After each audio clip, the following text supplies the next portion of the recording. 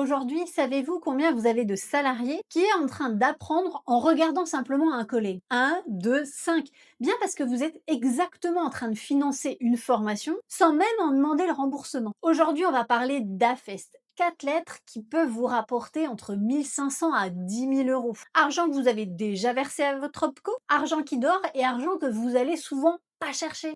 Si vous formez quelqu'un sur le tas, ce qu'on appelle sur le tas, c'est-à-dire sans formalisme, sans dossier AFEST notamment, à ce moment-là, vous ne financez pas une formation, ou en tout cas vous la financez sans même en demander le remboursement. Et là, il y a un problème.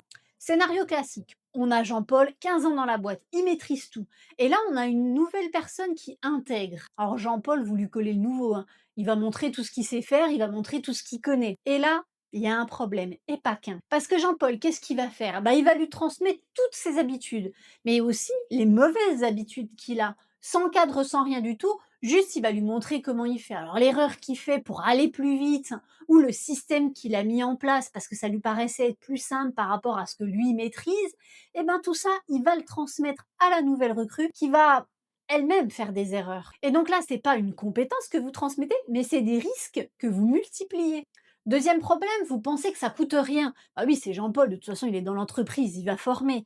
Détrompez-vous, parce que justement, comme il forme sans cadre, il va former en donnant des mauvaises habitudes, il va y avoir de l'erreur, et parfois même de l'erreur sur un besoin client, et c'est là où ça va commencer à coûter. D'autant plus que sans aucune traçabilité, il n'y a pas de financement. La FEST, c'est le même scénario, mais avec un cadre, qui nous permet de dire quelles sont les compétences qui sont évaluées, et quel est le niveau que l'on vise. Franchement, pour faire simple, la FEST, c'est 4 documents et surtout une posture qui va changer. La FEST, elle va reposer sur 4 grandes étapes. La première, l'analyse des postes de travail.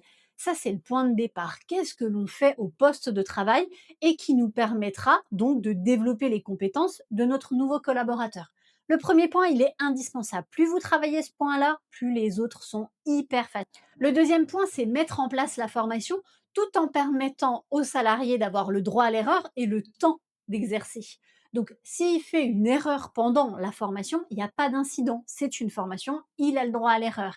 Et surtout, il a le droit de faire durant un temps imparti, puisque le temps qui lui est imparti dans le cadre de la formation est le temps d'apprentissage. C'est pas le temps de réponse aux besoins d'un client.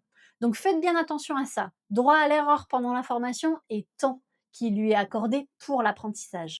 Troisième point, faire des phases réflexives. La réflexivité, c'est vraiment ce qui change complètement la donne dans l'apprentissage. Troisième point, la réflexivité. Et c'est vraiment ce qui change la donne dans l'apprentissage au poste de travail, c'est réfléchir dans et sur l'action. Ce qui veut dire que vous devez aussi avoir un accompagnateur qui est en capacité d'accompagner cette réflexivité. Et c'est pour cette raison que quand vous avez des experts dans votre entreprise, ne partez pas du principe qu'ils savent faire. Partez du principe qu'ils doivent apprendre à savoir transmettre.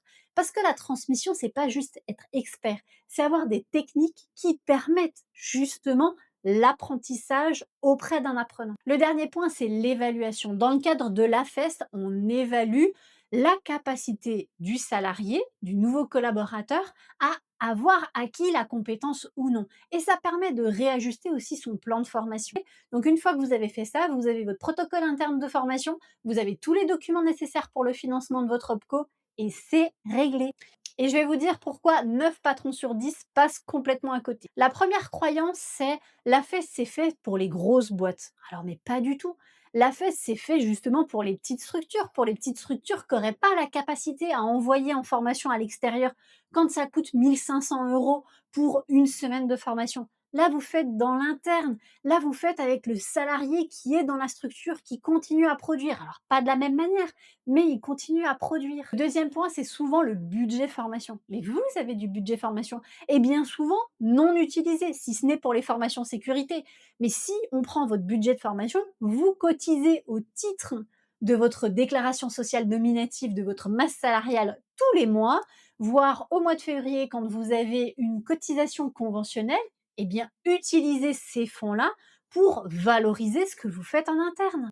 Et le troisième point, c'est administrativement, c'est trop compliqué. Alors, il est vrai que ça demande un cadre. Et si vous n'avez pas envie de faire ce cadre-là, appelez-moi, on va travailler ensemble, je vous ferai ce cadre-là.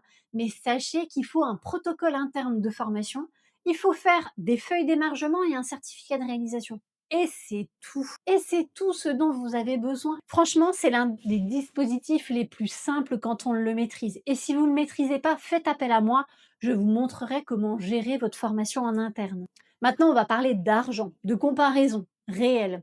Donc, une semaine en centre de formation, je vous le disais tout à l'heure, on peut être à 1 500 €, voilà, à peu près 1 800 € en fonction des formations que vous allez faire. Sachant que vous allez en plus avoir le déplacement, voire l'hébergement qui va vous coûter 400-600 € si on prend la restauration avec pour une semaine. Bien sûr, pendant ce temps-là, votre productivité, elle est perdue. 5 jours où votre salarié, il n'est pas là. Et les résultats terrain, bah, votre salarié, il va revenir avec un super PowerPoint. Il va vous dire, j'ai vu tout ça. Il va l'avoir en format papier. Ça va rester dans un bureau, dans une pochette. Il n'en parlera plus jamais. Ça, c'est la réalité de la formation en salle.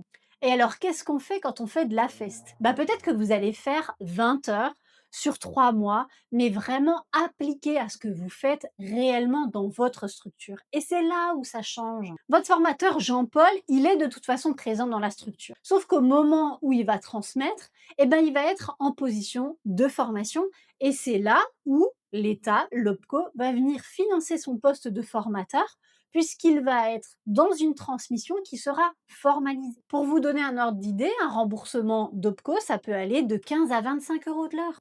Donc imaginez, vous faites une vingtaine d'heures de formation, vous pouvez avoir un remboursement jusqu'à 400 €. Alors 400 €, vous vous dites: «C'est pas beaucoup», mais multiplié par le nombre réellement de compétences que vous mettez en œuvre avec un nouveau collaborateur, si vous faites vraiment son intégration avec un onboarding, que vous le montez vraiment en compétence sur son poste, vous êtes rarement à 20 heures. Donc vous faites ça et vous allez récupérer minimum 400 €, mais même si c'est que 400 €.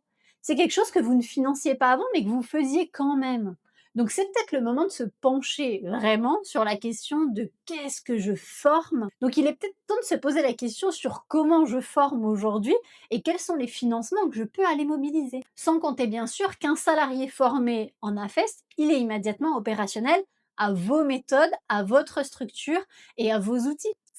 Alors récap rapide, l'AFEST c'est quoi? C'est un tutorat structuré qui est finançable et vous passez encore à côté. Si vous avez des doutes, faites appel à moi, on en parle. Le système est là.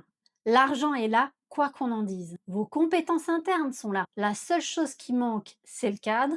Maintenant, vous le connaissez et si vous n'en êtes pas sûr, parlons-en. Vous trouverez en description un guide à Fest. N'hésitez pas à regarder tous les référentiels que j'ai pu créer aussi qui sont à votre disposition et je vous dis à très vite pour une nouvelle vidéo.